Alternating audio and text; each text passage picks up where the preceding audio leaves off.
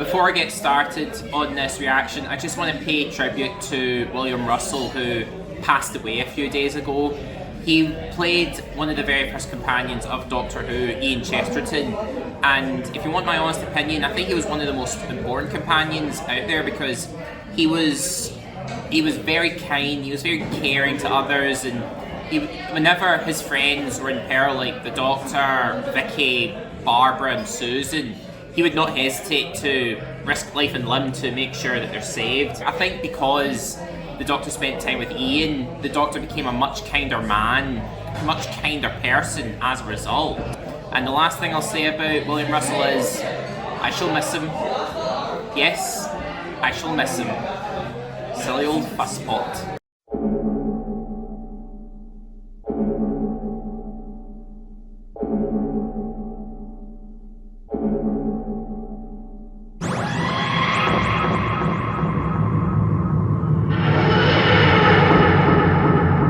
I started cringing and I kept cringing all the way through. It was 100% cringe. I really enjoyed the episode. I thought it was fun.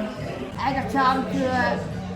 It done what it needed to do. It wasn't a bad episode per se, but it was a nice male episode, so I really enjoyed it. I think it's one of my favourites. I thought it was good.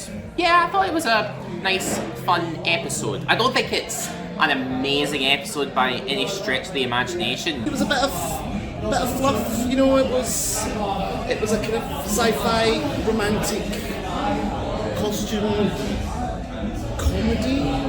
It was a kind of.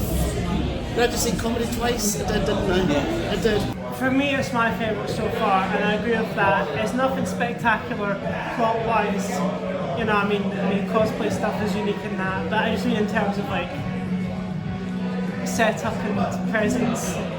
It's basic, but it was a really lovely, nice, feel-good comfort episode that was just really sweet and satisfying to watch, and that's why I liked it. In terms of the music, it's a very interesting playoff for this week because we have all the stuff that Money's bringing to it, but then we also have these mad covers. We've got Lady Gaga, we've got Billie Eilish.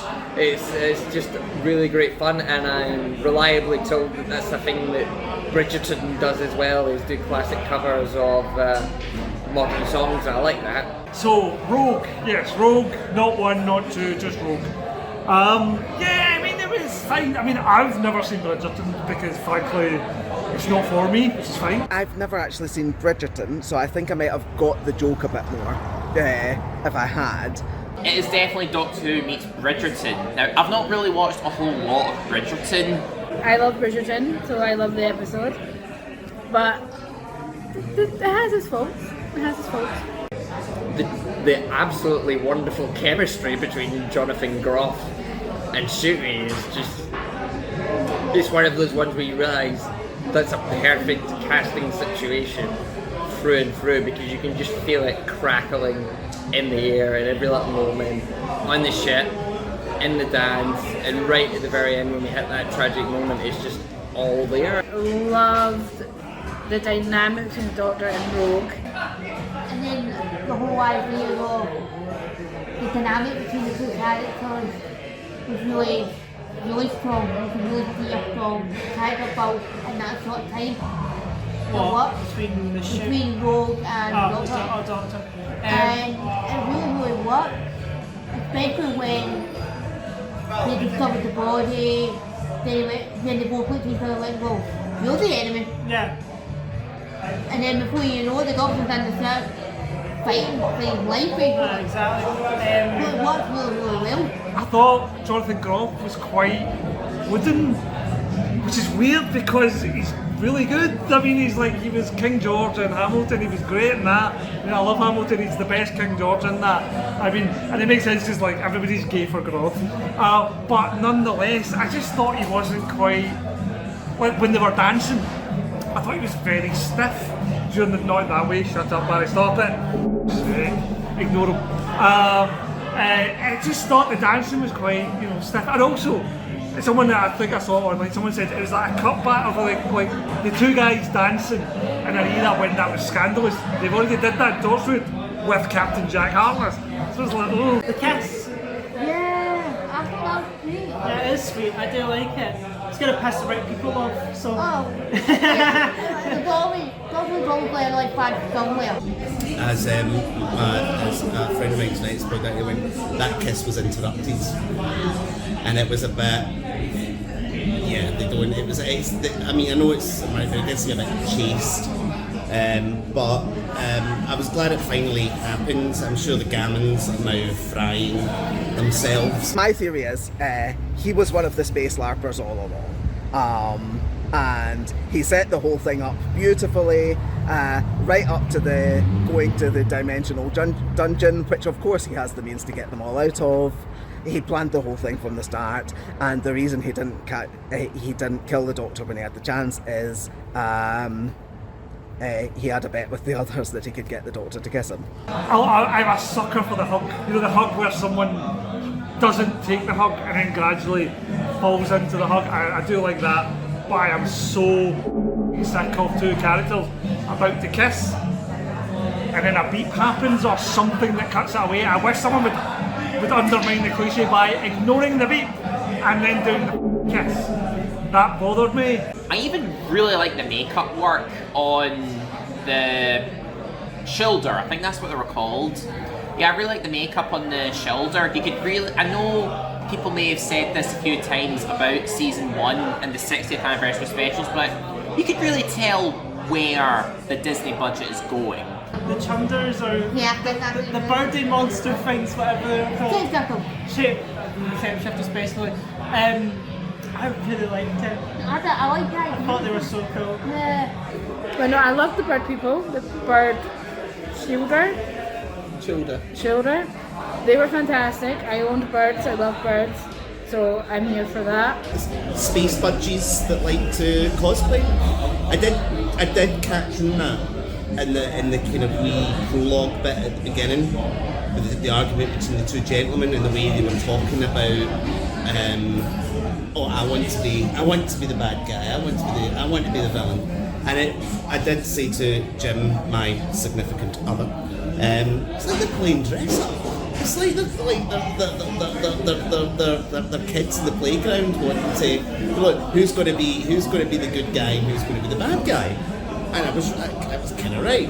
I did think it was a weird thing to say, because given this is a Doctor Who society and a few people turn up regularly cosplaying, the theme of the episode was cosplayers are evil. So I don't know if anyone else took that away from the episode, but I kind of did. So I don't know what that means. Because a lot of us as fans who